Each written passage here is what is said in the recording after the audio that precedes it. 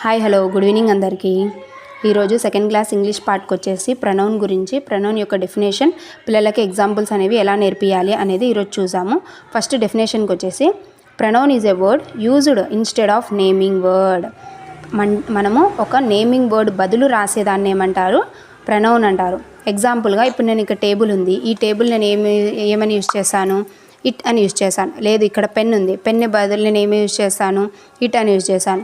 లేకుంటే చాలామంది పేరెంట్స్ అయినా ఎవరైనా వెళ్తున్నారు, నేను ఏం చూస్తాను? దే అని యూజ్ చేశాను.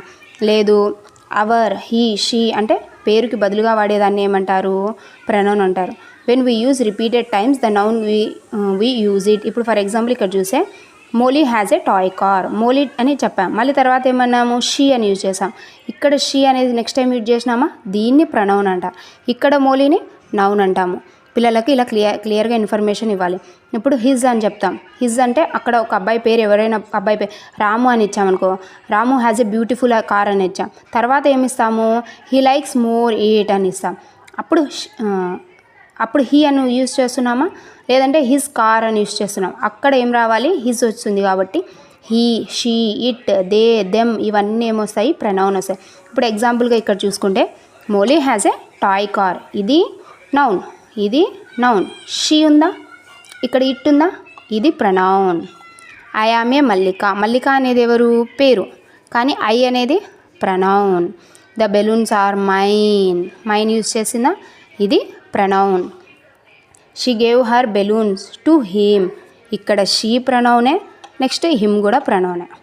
He took A balloon, balloon అనేది నౌన్. ఫర్ దెమ్ ఇది pronoun. They bought the balloon for you, they అనేది ప్రొనౌనే, యూ అనేది కూడా ప్రొనౌనే. పేరుకు బదులుగా వాడేవన్నీ ప్రొనౌన్. నెక్స్ట్ టాపిక్ వచ్చేసి సినానమిస్ and యాంటోనమిస్.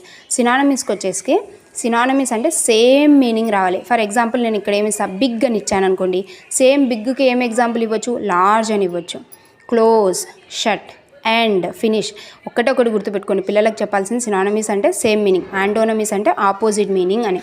Small, teeny, talk, speak. వాళ్ళకి యాజ్ ఇట్ ఈస్గా నేర్పించకుండా వాళ్ళకి ఏదైనా కానీ సినానమిస్ యాంటోనమిస్ అంటే డిఫరెన్స్ చెప్తే వాళ్ళే రాయాలి. యాంటోనమిస్ అంటే opposite words. Big, small, easy, hard, young, old, laugh, cry, talk, listen. ఇవి సినానమిస్, ఇవి యాంటోనమిస్. సినానమిస్ అంటే సేమ్ మీనింగ్, యాంటోనమిస్ అంటే ఆపోజిట్ మీనింగ్. పిల్లలకి ఏదైనా ఒక వర్డ్ ఇచ్చి వాళ్ళే సినానమిస్ రాయాలి, ఆపోజిట్ వర్డ్స్ రాయాలి. ఇవి జస్ట్ డెఫినేషన్ కోసం నేను సినానమిస్, యాంటోనమిస్ అనేవి చూపించాను. Please like, share and subscribe to Arshiya Alisha channel. Thank you.